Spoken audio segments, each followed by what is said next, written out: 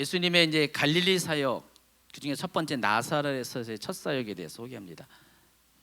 4장 13절까지는요, 실은 3장 1절부터 13절까지 방금 한 거는 원래 했으면은 한 강의로 끝날 거예요.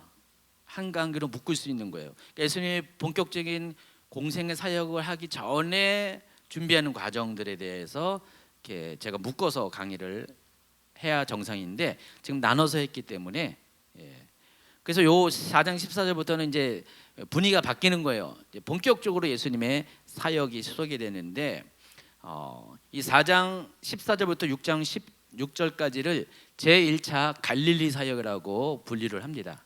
그러니까 예수님께서 요 챕터 9절 안에서 갈릴리에서 사역을 하세요. 갈릴리에서. 그래서 갈릴리 사역에 진행하는 과정을 여기 제가 또 이렇게 쭉 표시했죠. 4장 14절부터 30절까지는 나사렛, 그 다음에는 가버나움, 그 다음에는 최초의 제자들 베드로, 야고보, 요한 선택하는 거, 문둥병자와 중풍병자를 고치시는 거, 마태를 부르시고 안식일 논쟁, 그리고 12 사도들을 세우시는 장면, 여기까지가 제1차 갈릴리 사역입니다. 근데 그 중에서 제가 오늘 30절까지만 하고 아마 다음 시간에는 6장까지 이렇게 할 가능성이 많습니다. 이 중에서 나사렛 사역은요, 요 누가복음에서만 기록되어 있어요. 예.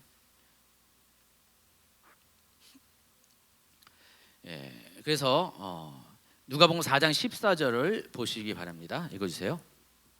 예수께서 성령의 능력으로 갈릴리에 돌아가시니. 여기도 또 예수님께서 성령의 능력으로 갈릴리에 돌아가셨다고 그랬습니다. 지금 앞전에 예수님의 사역을 위한 준비 단계가 쭉 나와 있는데 시험조차도 성령이 충만한 상태에서 받았잖아요.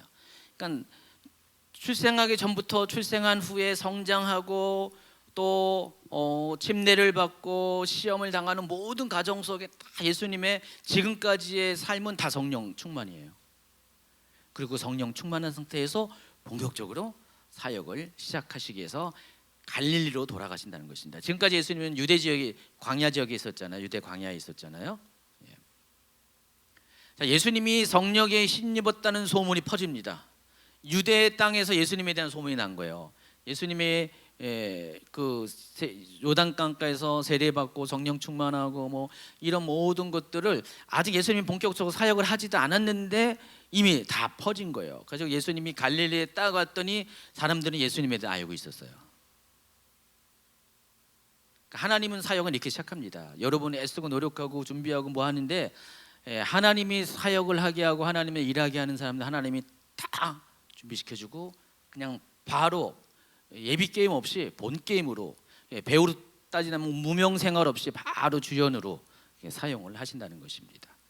그래서 예수님은 여러 회당을 다니시면서 가르치는 사역을 했고 또 사람들이 이것으로 인해서 칭송합니다. 그게 14절 후반부와 15절에 나와 있습니다.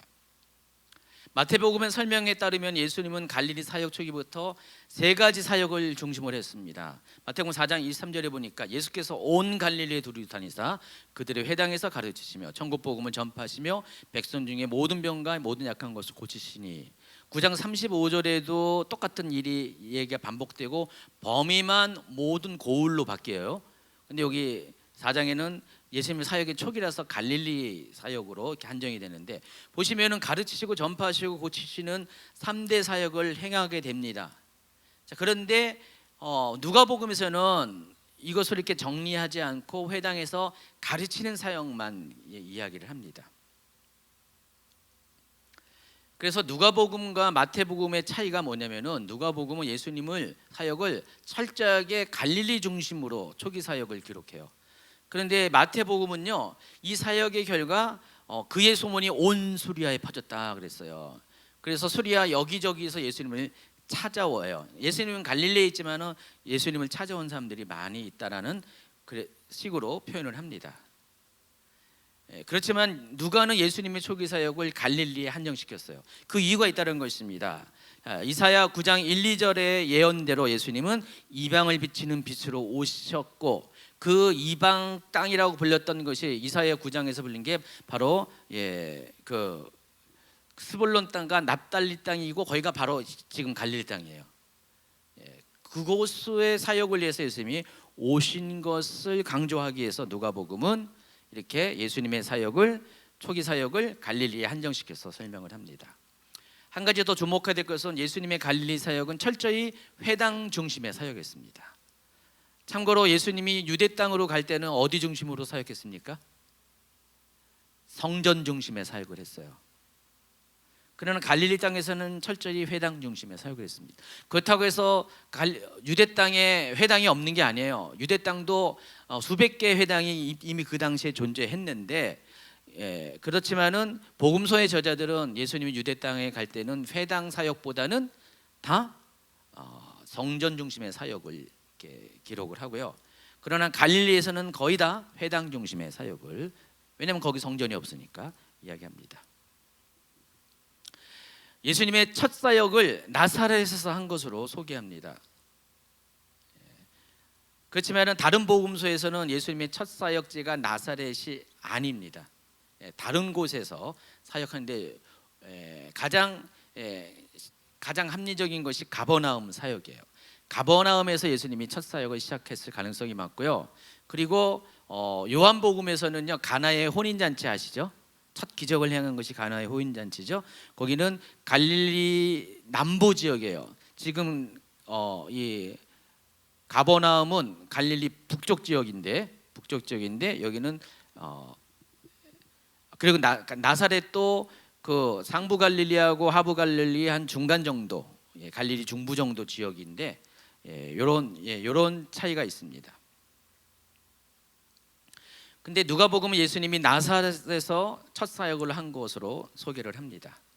자, 나사렛에서 예수님이 하신 사역은 이겁니다. 안식일에 회당에 들어가셔서 뭘 하셨냐면은 늘 이렇게 하시던 대로 회당에서 성경을 읽는 사역을 하십니다. 누가복음 4장 16절에 보니까 예수께서 그 자라신 곳 나사렛에 이르사, 이제 성령 충만해서 이제 유대 땅에서 돌아오신 다음에 곧바로 하신 것이 안식일에 늘 하시던 대로 회당에 들어가서 성경을 읽으려고 서심해 그랬습니다. 여러분 이게 요 단어가 별로 이렇게 중요하지 않지만은 실은 이때 당시에 회당 예배 간섭을 보면은 회당 예배 여러 가지 이렇게 순서가 있는데 그 중에 중요한 것 중에 하나가 성경 봉독하는 게 있어요. 성경 봉독자가 성경을 봉독할 때 그때 주마다 이렇게 낭독하는 성경이 딱딱딱 구분돼 있어요. 그래서 당시 회당에는 한 10명 정도의 관리자가 필요했어요. 회당장을 포함해서 10명 정도의 스텝이 있었는데 그 중에서 이 두루마리 성경을 관리하는 사람이 있었습니다. 그래서 이 두루마리 성경은 이런 식으로 하면 요 뒤쪽에 두루마리 성경 보관대가 있어요. 여기서 그 관리자가 두세 명이 이것을 그 요일에 맞춰서 순서에 맞춰서 이것을 이렇게 뽑아가지고 성경을 읽는 사람이 또 순번이 정해졌어요. 그 마을에 회당에 속한 남자들이 있으면은 언제는 누가 읽고 언제는 이게 다 정해졌어요. 순번이 언제는 김 씨가 읽고 때는 이 씨가 읽고 이렇게 다 정해지는데, 지금 예수님이 이 회당에 올 때 두 가지 가능성이 있어요. 예수님이 순서일 수도 있고요. 또 예수님이 특별 게스트로 와서 이걸 읽을 수도 있고요. 이미 소문이 났으니까 두 가지 가능성이 있는데 어떻게든 간에 그날 읽을 성경은 정해져 있어요. 예수님이 이때 성경 읽을 때 그 순서가 뭐였냐? 이사야였어요. 그래서 그 사람이 그 두루마리를 꺼내가지고 예수님한테 딱 펼쳐듣는데 그 구절이 뭐냐? 이사야 몇 절이에요? 61장. 거기에 이런 내용이 있습니다. 누가복음 4장 17절부터 읽어주세요. 선지자 이사야의 글을 들이거늘 책을 펴서 이렇게 기록된 데를 찾으시니 곧 주의 성령이 내게 임하셨으니 이른 가난한 자에게 복음을 전하게 하시려고 내게 기름을 부으시고 나를 보내사 포로된 자에게 자유를, 눈먼 자에게 다시 보게 함을 전파하며 눌린 자를 자유롭게 하고 주의 은혜의 해를 전파하게 하려 하심이라 하였더라. 해필이면은 그런 거 있잖아요. 여러분 딱 성경을 읽으려고 작정했는데 하나님 뭐 기도도 하면서 성경을 딱 폈더니 뭐가 딱 나와. 근데 거기 아주 눈에 들어오는 무슨 구절이나 문구가 있으면 와, 하나님 나에게 응답하셨다 하면서 그런 거 있잖아요. 그런 요행이 아니고 하나님이 인도하신 그런 특별한 경험이 있을 수가 있잖아요. 예. 근데 마침 성경을 갖다 줬는데 그 내용이 메시아의 사역에 대한 내용이에요. 해필이면은 예수님에게. 그러면서 예수님께서는 이 성경을 읽은 다음에 보통은 성경 봉독자와 설교자가 달라요. 오늘날 이렇게 일반적인 전통적인 예배 드리는 데는 성경 봉독 누가 하고 설교는 목사님 나와서 하잖아요. 그거 똑같아요. 예, 그렇게 하는데 여기 보니까 예수님이 성경을 읽고 그 다음에 뭐라고 했어요? 앉으시니 책을 덮어서 그 맡은 자에게 주시고 앉으시니. 아까는 성경을 읽을 때는 서심해 서니까 그 갈래대로 서서 성경을 읽고 이제는 앉아서 설교를 시작합니다. 회당에 있는 자들이 다 주목하여 보더니 하면서 예수님께서 21절에 이 말씀하십니다. 이 글이 오늘 너희 귀에 응하였느니라. 이 말이 뭐예요? 이 이사야 61장 1, 2, 3절이 오늘 지금 성취가 되었다라는 거예요. 그럼 그 말은 뭐예요? 예수님이 바로 그 사람이다 라고 지금 간접적으로 설명을 하고 있습니다. 사람들은 이 예수님의 입에서 나오는 말씀을 놀라게 여겼습니다.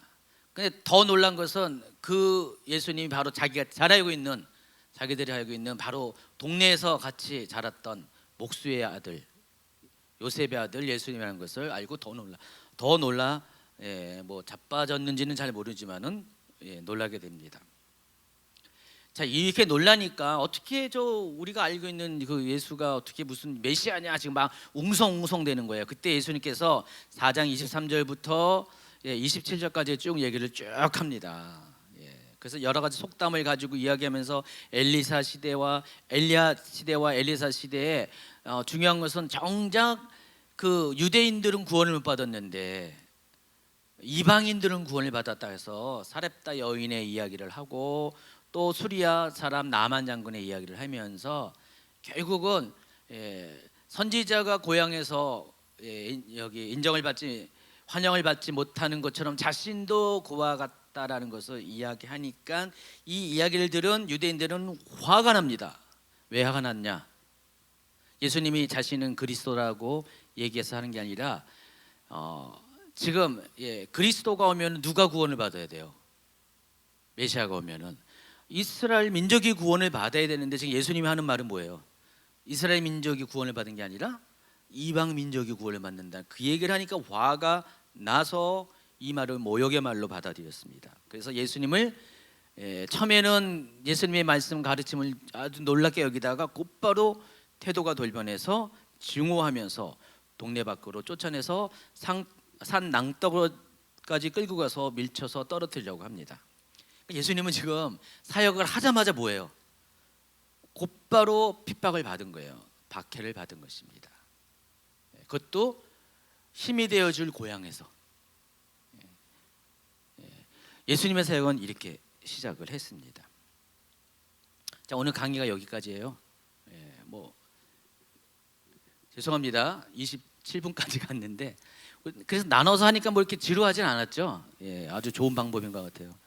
제가 이렇게 할 수밖에 없는 게 진도를 또 고려를 해야 돼서 아무래도 이거 해야지 다음 주에 또 조금이라도 부담을 줄여야 돼서 자, 오늘 여기까지 다루도록 하고요.